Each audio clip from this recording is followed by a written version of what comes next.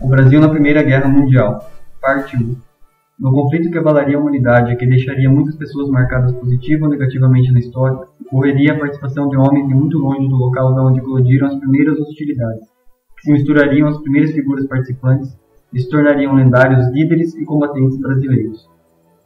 Em junho do ano de 1914, inicia-se a Primeira Guerra Mundial, com o Império Austro-Húngaro declarando guerra contra a Sérvia.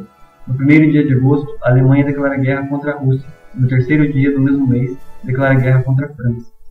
O Império Britânico então declara guerra contra a Alemanha, na data de 4 de agosto de 1914. Neste mesmo dia, o Brasil declara sua neutralidade, tentando evitar entrar no conflito, que por vários motivos não interessava ao país. Vai configurando-se um pouco mais claramente a partir de então as alianças dos países mais poderosos nos dois lados combatentes, estando de um lado a Tríplice Entente, formada por Império Britânico, França e Império Russo, contra de outro lado as potências centrais, Império Alemão, Império Austro-Húngaro, Império Otomano e Reino da Bulgária.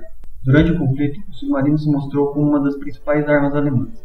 O submarino não era de forma alguma uma arma desconhecida aqui no país, pois a Marinha do Brasil já contava com esse tipo de equipamento, mesmo que em quantidade reduzida, logo antes do início da Primeira Guerra Mundial, possuindo uma força de submarinos de fabricação italiana.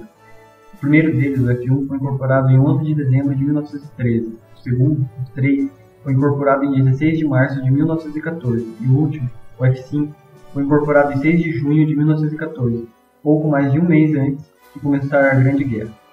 Com os 3 submarinos brasileiros já em operação, no dia 17 de julho de 1914 foi criada a Flotilha de Submersíveis, poucos dias antes da Grande Guerra, e alguns anos antes do Brasil entrar definitivamente no conflito militar. Nessas 3 imagens fotografadas por Guilherme Caenzi, no álbum que data de 1911, alguns anos antes da guerra, podemos ver a logística brasileira no estado de São Paulo, com a estação de trem de Piaçaguera e o Porto de Santos. Vemos em Santos o café sendo transportado até o navio. Já na época do conflito, o principal produto de exportação brasileiro ainda era o café, e os navios mercantes brasileiros não cessaram as viagens dos destinos, já que o produto de exportação não era militar, justificativa brasileira para o não interrompimento do comércio exterior. Em 1916, o navio Rio Branco foi afundado. Em abril de 1917 foi a vez do vapor Paraná. Alguns meses depois, foi a vez do Macau.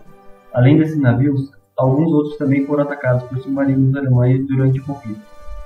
Os Estados Unidos, que assim como o Brasil defendia a neutralidade, se viu obrigado a entrar na guerra. Thomas Woodrow Wilson declarou guerra no dia 6 de abril de 1917, após descobrir planos alemães de tentar, através de um telegrama secreto que foi enviado da Alemanha para Washington, posteriormente ao México, convencer este país a se aliar às potências centrais, para atacar os Estados Unidos. O telegrama foi descoberto por uma interceptação britânica. O mexicano Venustiano Carranza de la Garza recusou formalmente a proposta do ministro das Relações Exteriores alemão Arthur Zimmermann de se aliar às potências centrais. O comércio exterior brasileiro a cada dia era mais prejudicado, porque a logística internacional do país estava sendo duramente torpedada. Com as notícias dos afundamentos dos navios brasileiros pelos alemães, propriedades alemãs foram invadidas e depredadas em alguns cantos do país.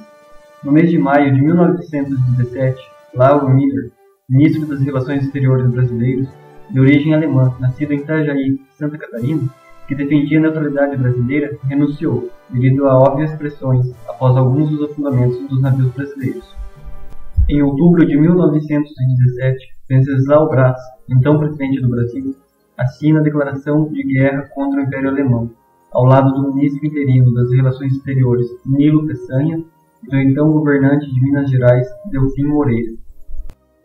Uma das mais importantes e das primeiras medidas adotadas após a declaração de guerra foi a abertura dos portos brasileiros a unidades aliadas. O Brasil também se responsabilizou pelo patrulhamento do Atlântico Sul, mas além disso, a nação brasileira preparava o contra-ataque.